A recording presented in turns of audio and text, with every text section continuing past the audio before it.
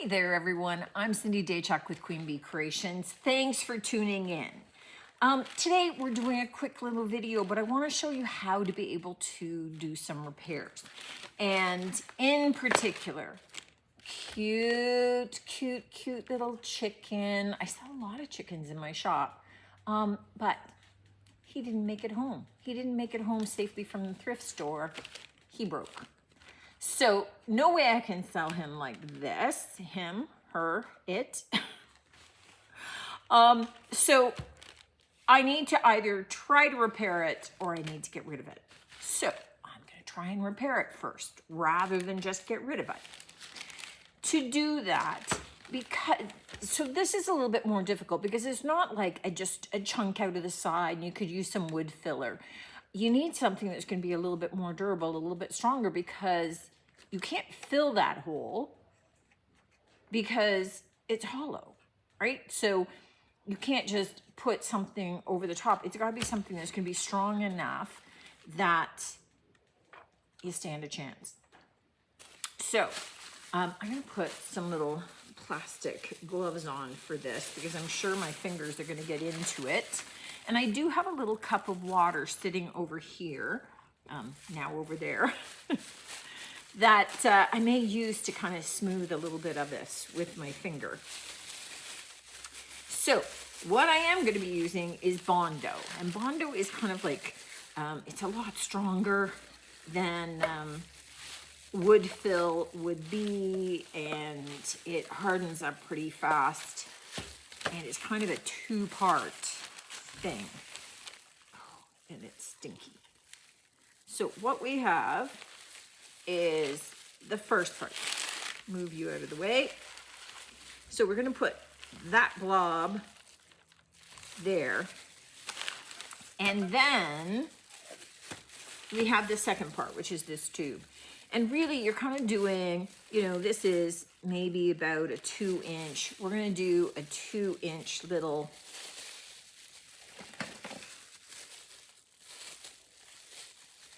there we go. My hands were slippy because of the little plastic gloves. So we're going to do a little 2-part spread of this. I kind of mixed it all up in the tube, but it looks a little runny still. We'll see how it goes. And you're going to mix these 2 parts together for just a couple of minutes. You don't have tons of open work time with this. When it starts to harden, it's going to harden fairly quickly. So you want to get it fairly evenly mixed.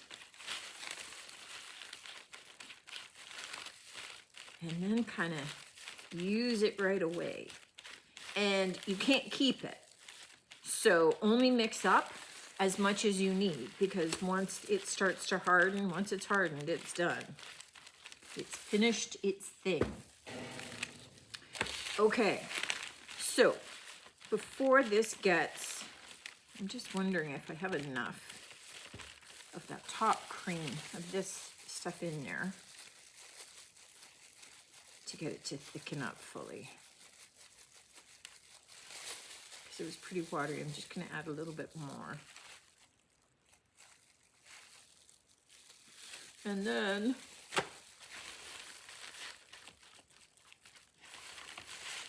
yeah, that seems a little better.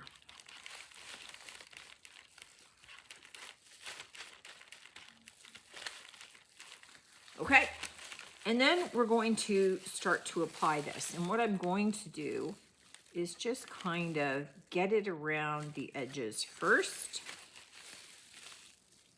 And then I'm going to sort of fill the hole and leave it sitting. So I want to leave enough that's just kind of sitting inside it to serve as a bit of a brace for the rest of this.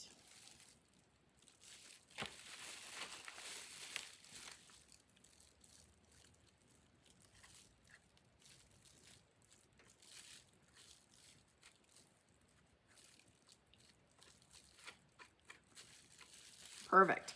Now, that's not full. Okay, I've got some of the putty that's kind of sitting down in there and it's holding onto the edges. What I'm gonna do is I'm gonna let that harden. I'm gonna let that dry and use that as the base. So once that starts to dry, it'll be quite firm. And then I will use it for the base and add up. So you can see already, look, this is already getting firm. So maybe I can use some of that in there and get my fingers in to mold it.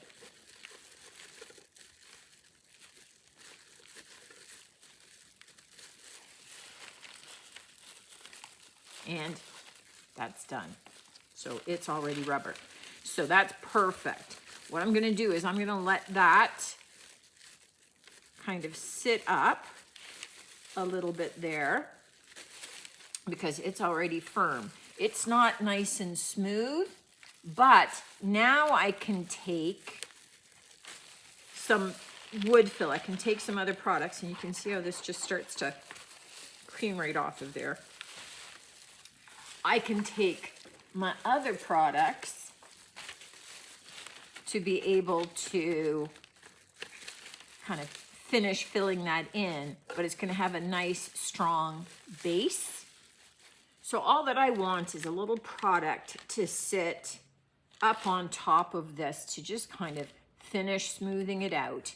And now I have a surface that I can do that. So you could use, this is spackling, you could use wood fill, whatever you've got. But it's just filling a tiny little gap now. And this piece that I'm adding is completely sandable.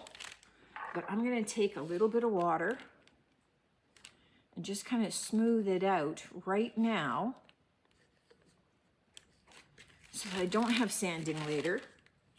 That's all that I needed, that little tiny bit. And I'm going to take a little tool. Where's a little tool?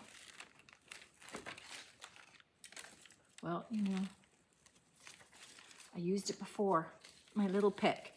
All I want to do is I want to just make sure that all these little lines that existed for the tail feathers, that all of my spackle and my Bondo are out of those so that I still get the nice demarcation of those. And quite honestly, it's always easier to do that before it's totally dry. And then that way, it'll be almost pretty much ready to paint.